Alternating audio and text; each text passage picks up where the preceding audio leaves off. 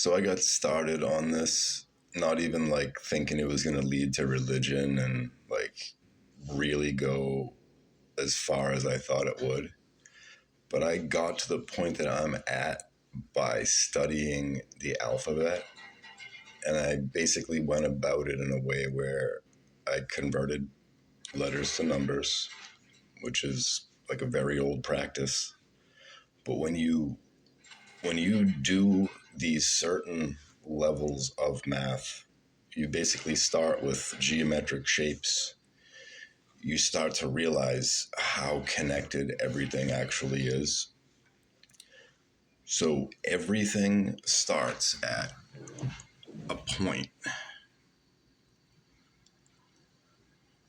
So an atom basically would create like a T or an X. It would look like that. And then if you looked at it from a certain angle, it would flatten out like that. And you would end up with just straight lines with the center point. So atom, instead of atom, atom. So the T, right, the lowercase t is actually a cross. The word two starts with a T. A is 1, 2 is T. Technically, O would be the 15th letter or a 6 if you reduced it, but technically a circle is pi. So the O is the 3, and the M is the 13. And when you add the 1 and the 3, you have the 4. And if you take, these lines off the side and put a line here, it creates a 4. So once you have an idea of kind of, how I got to this point, basically what happens is the way that our system is designed, it's ultimately this pyramid, 144 rows, and we are alphabet. Almost everything we do is basically based off of a 36 row section of that, which is 1/4. So what happens is at this line, this is like the mirror reflection line. And it's holding in these blocks of numbers here that are in a pattern that is growing. I have other videos on that. It takes a very long time to get to the point to even have an understanding of what is going on in here. So what happens is the 73 that's upside down right there, that's done on purpose because the math, it flips and like mirrors itself literally because of the way that the pyramid progressively grows. So if you look at the 7-3 upside down and the V above it and then the 37 next to it, those are spelling out the word level. And then the 73 plus the 37 equals 110. But you don't need the 0, so that creates 11. It literally creates the word 11. So this triangle here is showing us that this is being viewed from a triangular angle. So when we look at it like this, it looks like an X or a cross that's broken and tilted. Now, if you square that pyramid, it would stand up, and the cross, the T, is straight up. So what this V is up here, the Mason, compass, and square, which is right here. Now, what these people know is, in reality, at all times, the ratio of 137 is playing out constantly. It's like if water freezes at 32 degrees, it's just a natural occurrence. And we don't know how it works to make things happen in physical reality.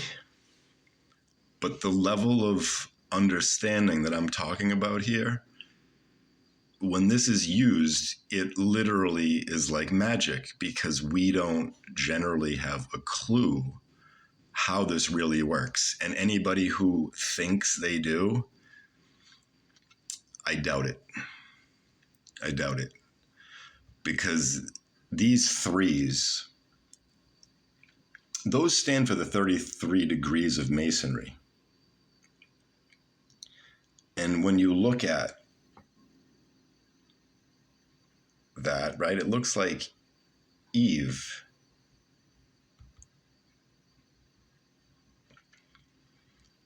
What I'm going to do is come over here. What happens is it creates this constant ratio. This is a natural pattern. So this happens in sunflowers, it happens in trees. When you have a leaf and you have a root going down the center of it, that would be like considered the constant, or that would be in our alphabet, it would be the 17th position, because that's where the math flips and reflects. So it's not just numbers, it's actually telling a story. And the creation of the 11 is actually right here. It creates the K, the 11th letter. And what happens is this creates the K when the X is split, because in the center here you have an X.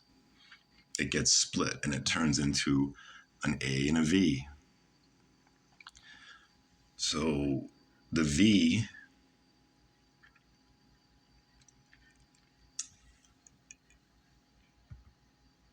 is Eve. The V surrounded by the threes, because all of the math that you have to go through to condense it down, you end up with 2 threes, and they're next to the intersection point of where it all starts.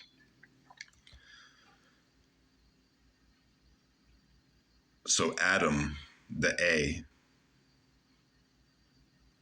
comes up from the bottom. So we have the female, we have the male with the female. So when you look at this shape, I mean, it literally looks like a seed, right, that is starting to grow. Tree of wisdom, tree of life.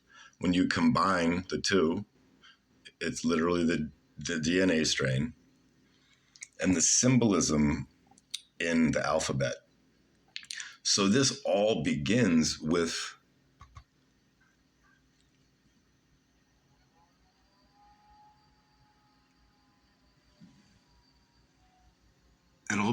that.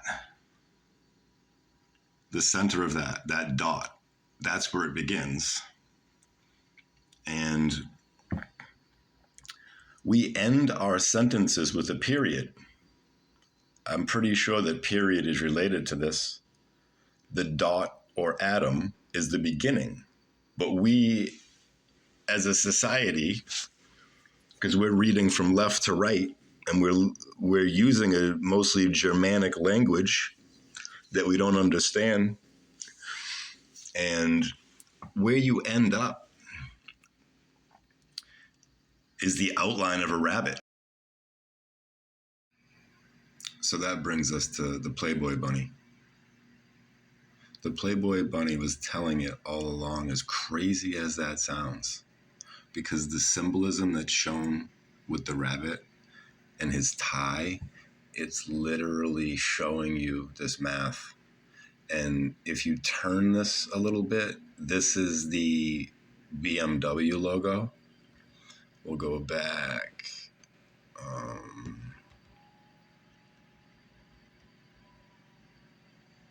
So right here, it's like the L and the E going into the X. That's pretty much Lexus, right? And then Toyota and Lexus are the same companies, and that's the Toyota symbol, except the middle, ring is just higher. So the symbolism and all this stuff is crazy. Like that's an asterisk. It's like, how the hell did we come up with an asterisk? Well, there you go. That's the answer to the question.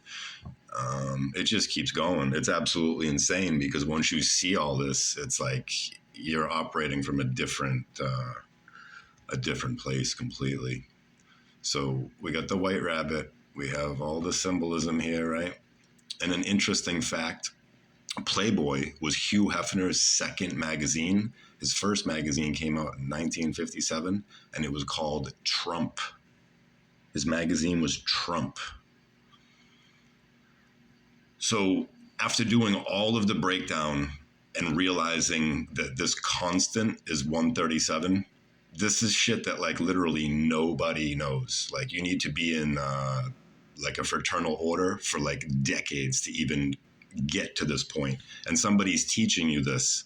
It's like over the past 2 weeks, I've literally decoded the freaking alphabet and realized how all this math comes together and how it's all just mockery in our face. And this information is holding us back as a species. And that might sound funny, but if you're smart enough to realize what I'm talking about right now, you'll realize that I'm not kidding. So everything breaks down to this 137. And this is upside down, right? Because the math flips. I explained that earlier. So up here where the meeting point is, you have the even, the L even, which is from the 7-3 and the 3-7. That combines and makes a 1. So now we've taken this shape, right, where we have a center point of 1 with 3s around it, surrounded by 7s, and then eventually the 7s reduce out of it. And you have 2 3s or E's, because they're both the same thing, facing each other. Now that line in the middle is a I or a 1. It doesn't matter how you look at it, because when you break it down to this point, they're actually the same, because I is the 9th letter in the alphabet. So basically what I've broken down here is pretty much like Tesla's 369. That's pretty much what this is. And I try to do it in an incremental way to make it all make sense.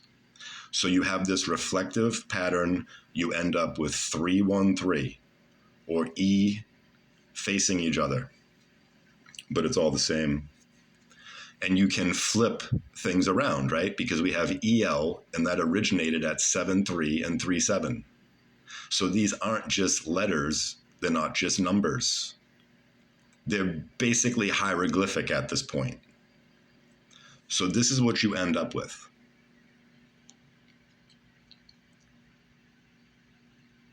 Look at it, right?